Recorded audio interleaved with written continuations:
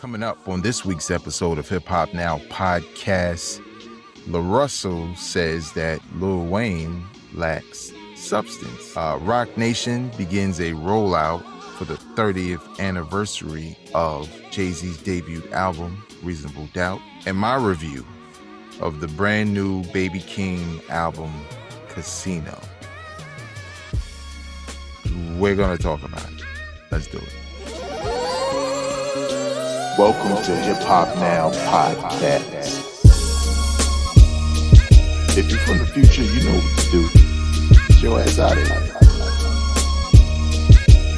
Don't disrespect the legend. Hip hop is here to stay. Let's get right into the business. What up, y'all? I am your host, Vegas, and this is Hip Hop Now podcast, a podcast specifically designed to keep you caught up on all things hip-hop, music, and culture that happened throughout the week. Big shout out to those who have been listening for 10 years or whatever, but in audio form.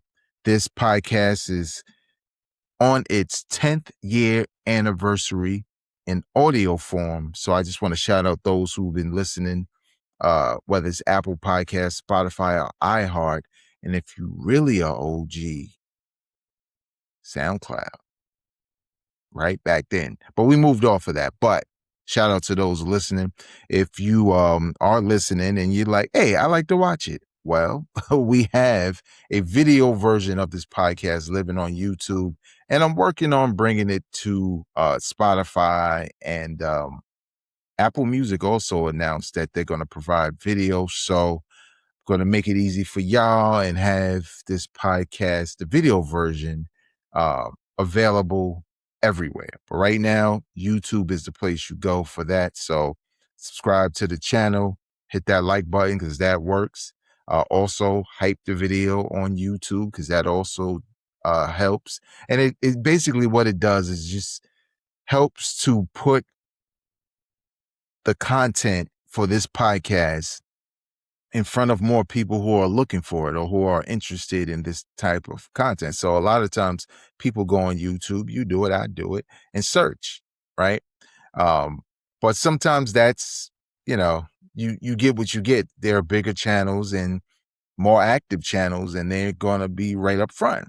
But if you're looking for something specifically, like I want to look at a review of Baby Keem's new album, and I don't want, it to come from Complex. I want it to come from somebody who just listens to hip hop like me. Well, there you have it. So if you want to share the wealth, hit that like button, comment, and subscribe if you want to get down. And if you really want to get invested in the content because you enjoy it, figure out in the description below. You really don't have to figure out, but figure out what you want to do. That's what I'm really trying to say. There's a link in the description of this episode in video and audio form on how to become a member to the podcast on YouTube. And again, quick sidebar, but given the fact that Spotify offers video, a lot of these platforms are starting to try to get to the point where they host podcasts. Or at least you can make your podcast available. I'm pretty sure, and I know Apple has done this, there'll be ways to monetize content, and all the content, any proceeds I receive, it doesn't matter if you scan the QR code on the video or you go to the member section and you donate and become a monthly member or whatever, all of the money goes right back into the production of the podcast. Again, software is monthly paid, right? Advertisement costs, production costs, right? Like I use my tools for a bunch of different things, including this podcast. And sometimes things need updates and hard drives and stuff like that.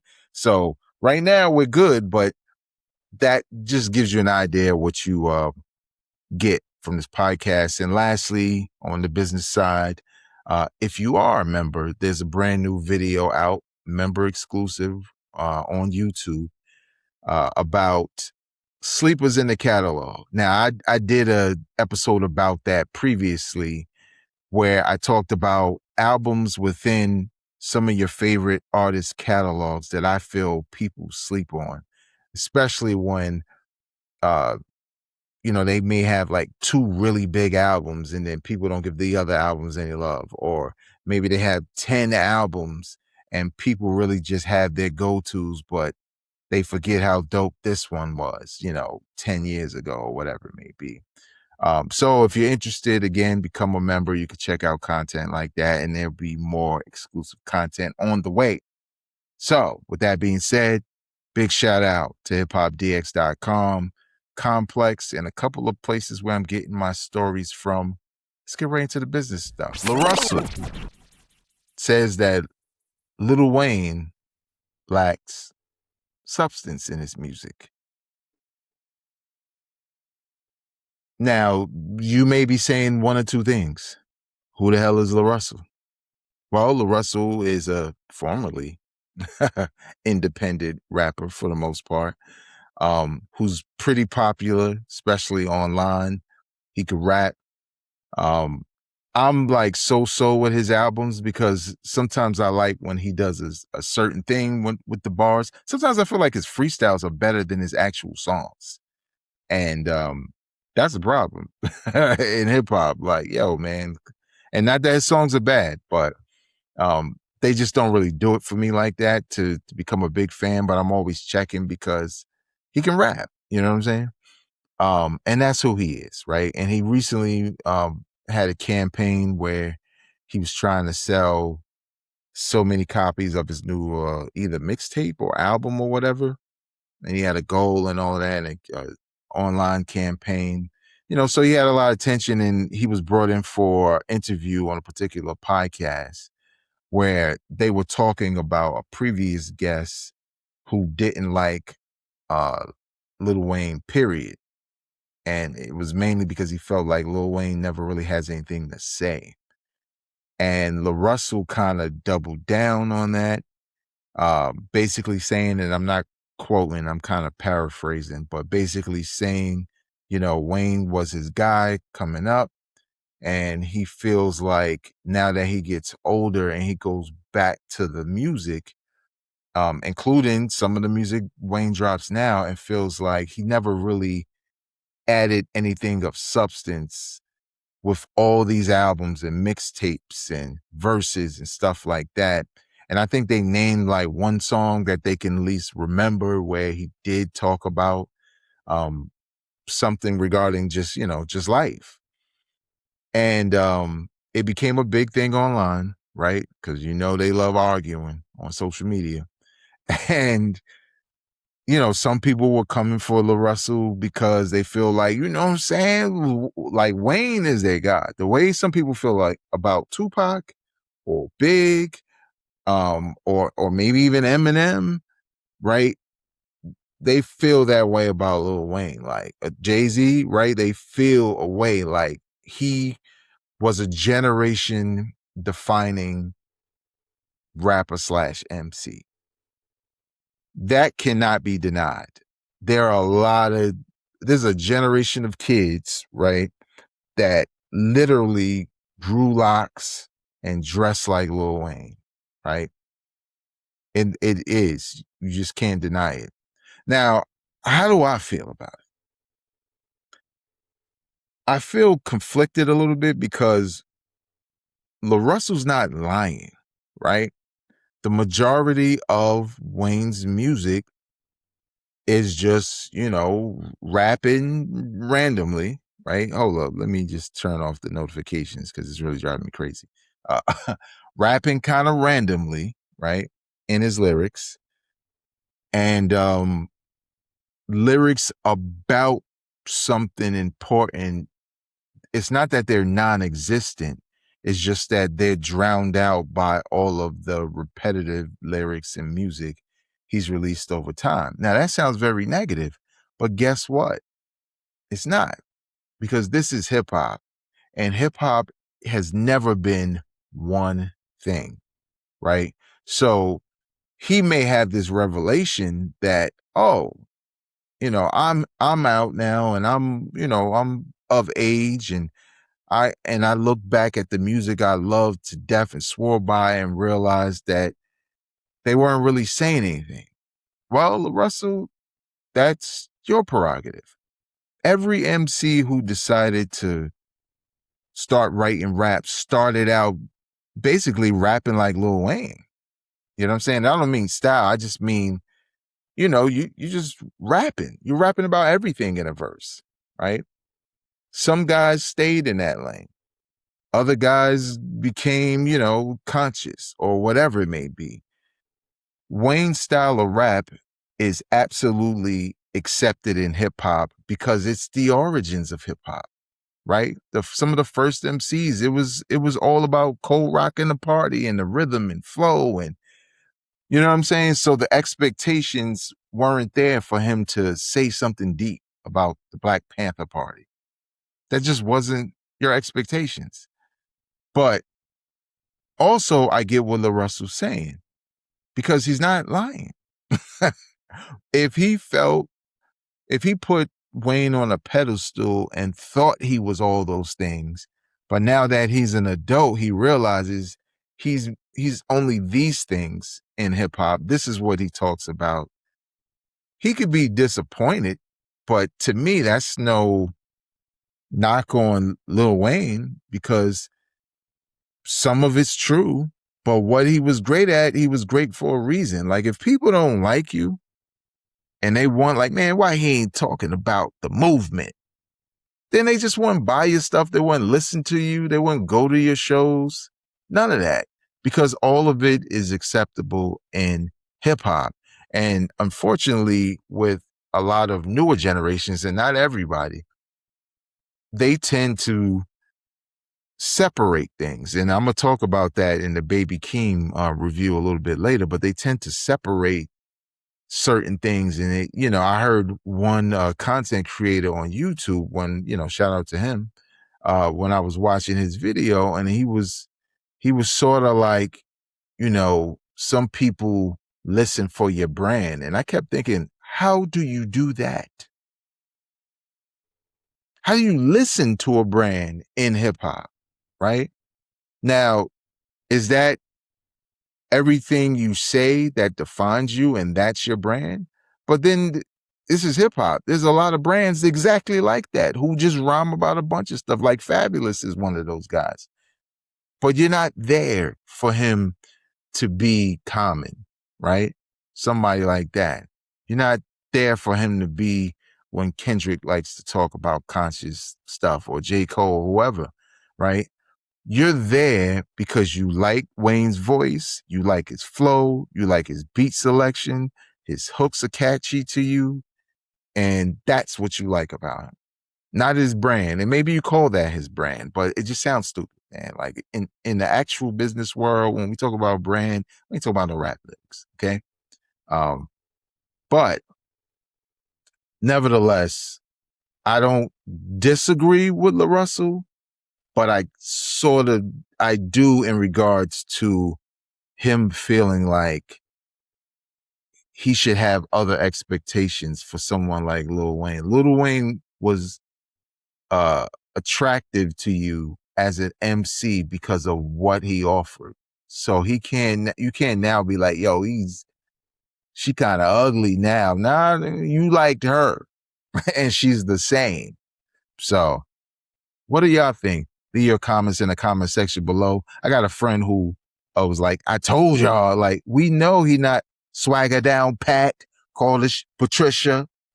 We know, man. We know. It's like, it's fun. Okay? Relax. Next. So in June, Jay-Z, Roc Nation, hip hop, those who are outside, will be celebrating the 30th anniversary of Reasonable Doubt. I here on this episode, on this podcast channel, have an episode along with a few other episodes scheduled to celebrate the year 1996.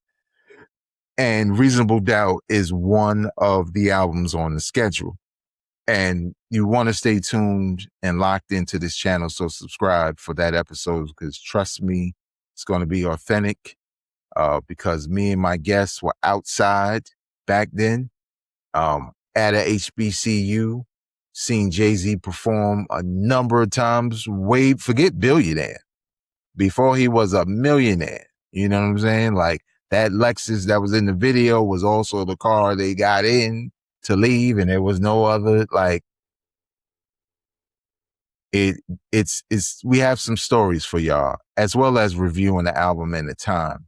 But recently, just now, and if you're from the future, come on, man, what you you already know what happened. Okay, you just got to this video late. Okay, get your ass out of here. But Roc Nation released and the date today is February 20th, released or re-released, but for the first time, as they say, and I didn't know if it was, but Jay-Z's lead single off of Reasonable Doubt, which was Dead Presidents. It has the same cover from back in the day with Jay in the car and like some early Photoshop or whatever. And I believe it has both Dead Presidents on it. See, that's the jewel, right? Because there was a video version. But around the time the single was out, there was a whole other version with other verses that was out, which I believe was like Dead Presidents 1. You know what I mean? So, and it has the instrumental. So it's literally the single that dropped back in the day, but now available on digital streaming platforms. So what do I think about that? I don't care. I don't care. I'm a big fan of that album. And the only reason why I say I don't care is because every time there's a big digital release, like when people was like, come on, man, why Daylight not on the streaming services? I was like, I got all of them right here. You know why? Because I've been had them. I had them on CD and ripped it like in the early 2000s. And then it stayed in my iTunes forever. And then, you know, back in the Napster days, you know, back in the 5-finger discount digitally days, you know, I acquired some other albums and hard to find records and stuff like that. So in a lot of ways, I don't have the instrumental, so that would be cool, but I doubt I'll listen to it. But I have both versions of Dead Presidents. So I think the best part about this is that maybe someone who's a Jay-Z fan, but never really went back or even liked Reasonable Doubt, maybe the rollout, people talking about the album, like right here on Hip Hop Now podcast, will give them better context about who Jay-Z was at the time, the singles. He wasn't on Def Jam yet, right? And he wasn't the biggest artist to drop that summer. Like, do not let people lie to you. It was so much that happened in 96. Trust me, if you had Jay-Z album, you were a true head who already knew he was dope and that the album was dope. It was something that caught on after a while. Reasonable Doubt caught on after a while, but nah, there were bigger acts. One in particular being the fact that, or two, being the fact that Tupac was outside and dropping, you know, 2 albums in 96. And then there was Nas. And Biggie was still around, even though his album wouldn't come out to the next year. He was still around doing, you know, Junior Mafia and all kinds of stuff. So again, there'll be an episode where we talk in depth about Reasonable Doubt. But I think it's cool that Roc Nation decided to do this kind of rollout. And I hope they like continue it, because I don't know if everything is on social media, but that single is not social media, on DSPs, but that single was dope, and it was kind of like everybody's real introduction into this new Jay-Z who didn't rap like the Foosh niggas, right? Like he got rid of the figure the back of the big all that. Yeah, get out of here. You know what I'm saying? We grown now. It's 1996. Uh, but and there's one single in particular. I wonder if it's already on digital platforms. But Dead President's single available. The dope part is it's also available on vinyl, cassette, and CD. So if you're a collector, and I'm not gonna lie, I might I might pick it up on vinyl because that would be dope. I don't own any singles on vinyl because I try to keep it to a minimum into albums, but I might not mind having that on vinyl. But I'd rather see what they do with the anniversary of the album Reasonable Doubt, because then that's probably where I would spend my vinyl money. So let me know what you think. You ever heard both the versions of Dead Presidents? What did you think? Were you on to Jay-Z back then in 96? Or did it take a little while for you to hear the album, hear the singles, and stuff like that? So leave your comments in the comment section below on YouTube. And lastly, so y'all know how I do when it comes to album reviews. I give these albums 3 listens. One is to just hear what's there. Another listen is to like really listen deep to the lyrics and, you know, the concept, especially if it's an album that has a concept. And the third listen is just to confirm my thoughts. And this is not always the case, but generally the case when it's a new release. It's in the gym with me while I'm, you know what I'm saying? Whatever I'm doing, it's in the headphones. I'm listening intently so I could bring a review to you. Now, for those who need a quick review, here you go. So the name of the album that's released is Casino. It's the sophomore album from Baby Keem, who debuted, I believe, was about 5 years ago. And I believe he also won a Grammy for that album. But this album, Casino, is 11 tracks, 37 minutes. He's on PG Lane, which is Kendrick's label. He's also Kendrick's relative, if you didn't know that. Cousin, I believe. And this album's good. This album's good. Now, let me tell you why, for me, it's good. And I don't like to compare albums, but in this instance, I have to, right? Baby Keem dropped, again, like 5 years ago, which is crazy because it doesn't seem like it's been 5 years. Maybe it's a little bit less. That just seems really far away, but whatever. It was a while ago. And maybe 4, something like that. And I remember when I heard the single for Family Ties, and I knew, like, before I even heard it, I knew this was Kendrick's little cousin. So when I press play, you know, I'm interested to hear what he has to say because I'm a big Kendrick fan. So I'm like, oh, well, let me see what Baby Keem got. And he was cool. And the music was typical for the time because that's kind of what a certain generation expects from you. They need a slap, right? Not old people listening, not an actual slap. They just say that the song slaps. They like it a lot. That's what it means. So I was like, I like this song. But what I don't like is it's hard for me to like a new rapper who sounds like the rapper they're either related to or from the same neighborhood or whatever. Because then I start to feel like, well, if I already like them and I'm invested in them, what makes you any different? Like, why would I like you? And I just wasn't hearing enough. And I know for a younger generation, it's easy, right? Because when Kendrick dropped, there was a generation that was around his age, if not younger, that this was their new guy, right? This was a guy who was out while they're coming up, right? Like a lot of old heads expect you to like have the same level of admiration for older artists because of their history. And that's true, because I'm a big like Earth, Wind, and Fire fan. Dog, I'm not that old. I wasn't outside. In some cases, I wasn't even born when they were at their height, right? maybe I'm exaggerating, but I wasn't listening to no Earth, Wind, and Fire as an infant, okay? Or a toddler.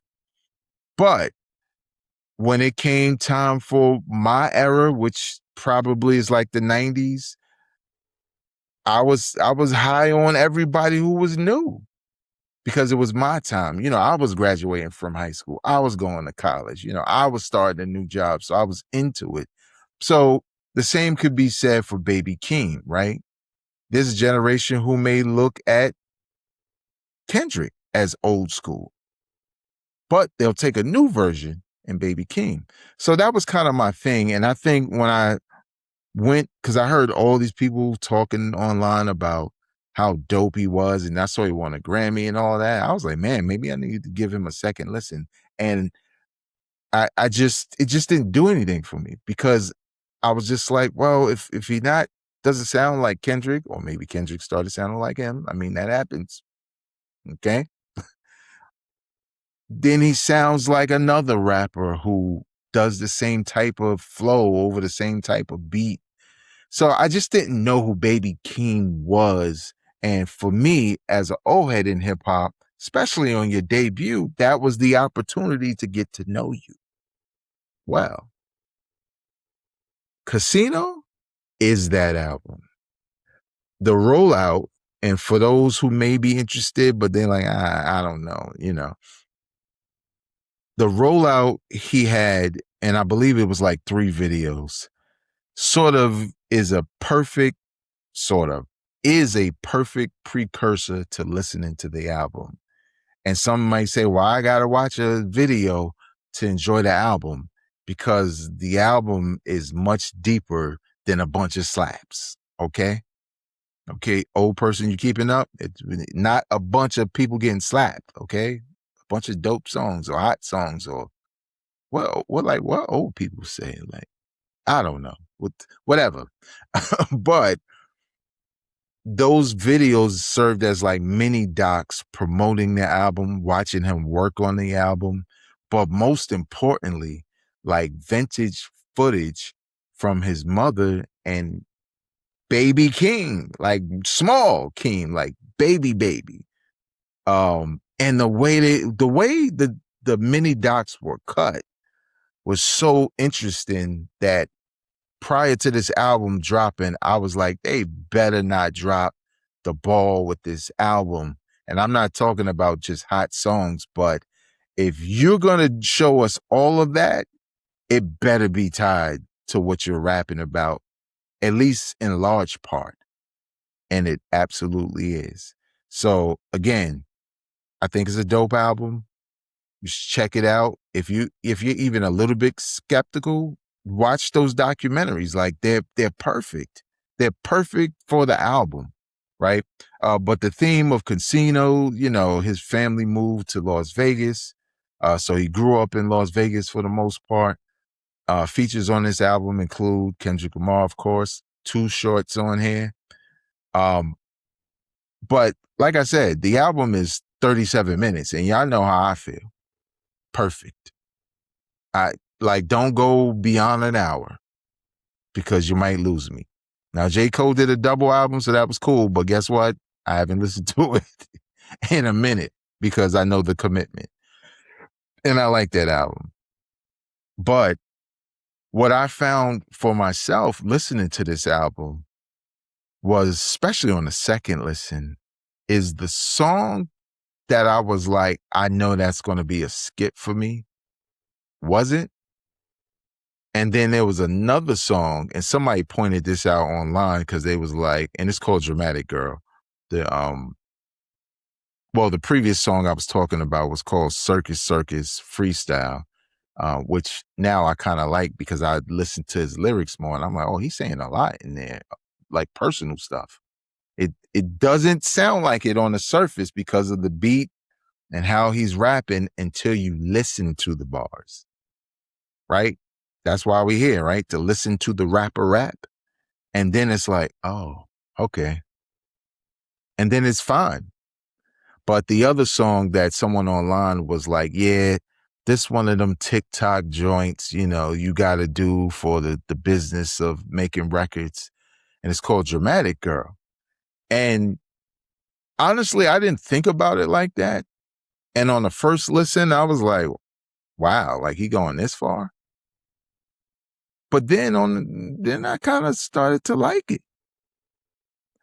And and I'm gonna make a quick point about what this person on social media said about Dramatic Girl being like a TikTok record. He's not lying. Like I could hear it and I could see it that there'll be plenty of videos made for something like this. TikTok is the new radio.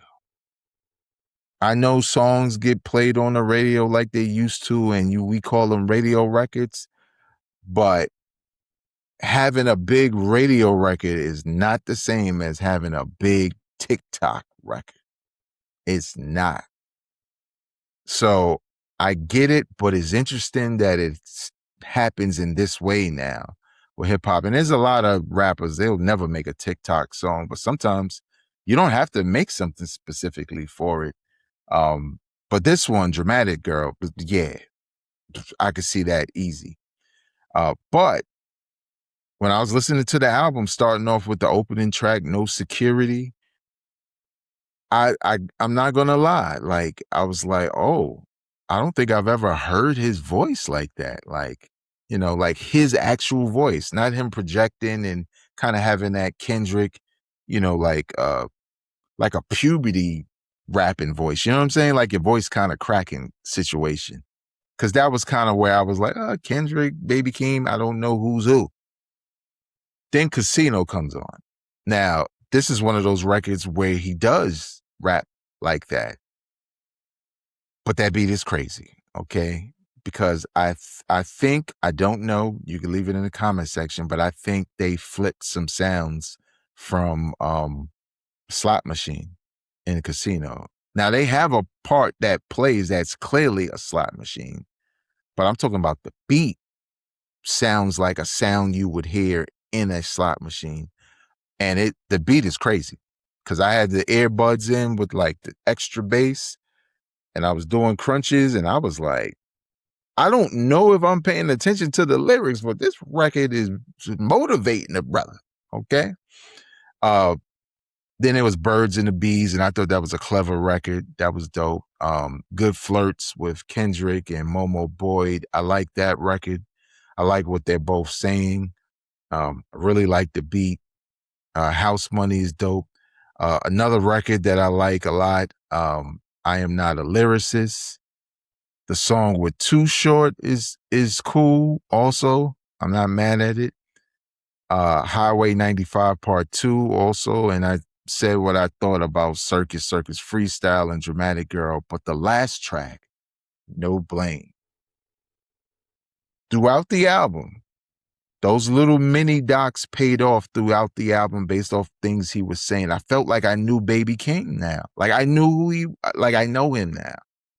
And he rapped about a lot of that stuff and explained a lot of what you were watching in the documentary without being, literal. Literal in his explanation, but not saying Doc 1 has this kind of thing.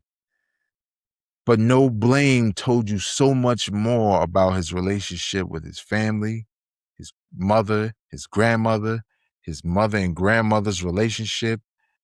It's a dope record. It's very deep.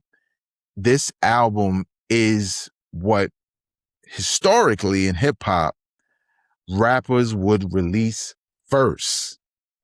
This is his Good Kid, Mad City. Now, I'll tell you this. Do not think about Good Kid, Mad City and say, oh, part 2, let me dive in. No.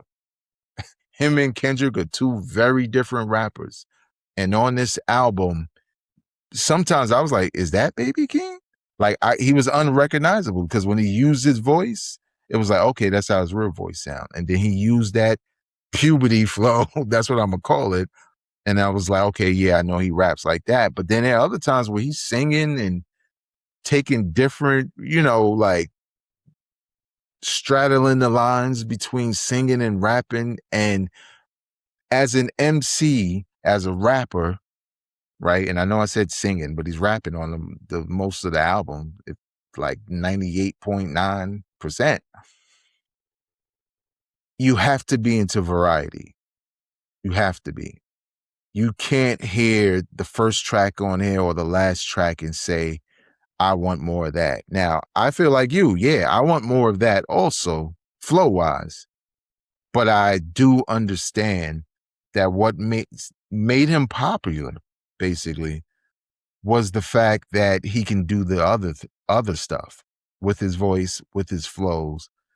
And I don't think he's as nice with it with like on some straight up rapping, because I didn't really hear anything like that, but that's not what this album is. This album is more about him telling his story. And there's a quote from an interview with him, and this is the last thing I'm gonna say, where he said the things he's talking about in this album about his family and his personal life were things he was embarrassed to talk about. So he was never going to put it in a song. You know, you might talk to your family and things like that, but he was never going to put his feelings about this in a song, in an album, because he was embarrassed by it. But then he came, you know, he probably talked to people, maybe got some therapy also. And he found a spot within himself where he was comfortable enough to talk about it. And he just made me a fan, you know, absorbing all of that. So who knows? I'm not expecting him to do this every album, but this particular album, Casino, is a dope album, a solid album. Maybe one of the best of the year, but we'll see by the end of the year where it lands. What do you think about Baby Keem's brand new album, Casino? Are you a fan of Baby Keem? You know what I'm saying? Did you like the first album? Do you not care? Whatever your review of him and this album, leave it in the comment section below. You can follow me on social media at Vegas World INC and subscribe to the podcast in audio form wherever you get your audio podcast listening. All you have to do is search using the words Hip Hop Now Podcast. You see the logo, lock in, 10-year anniversary. Subscribe right here on the YouTube channel, like, comment, hype the video, become a member, but more importantly, share it with people you know would enjoy this kind of content. Until next time, y'all, I'm not a critic, I'm a fan. Peace.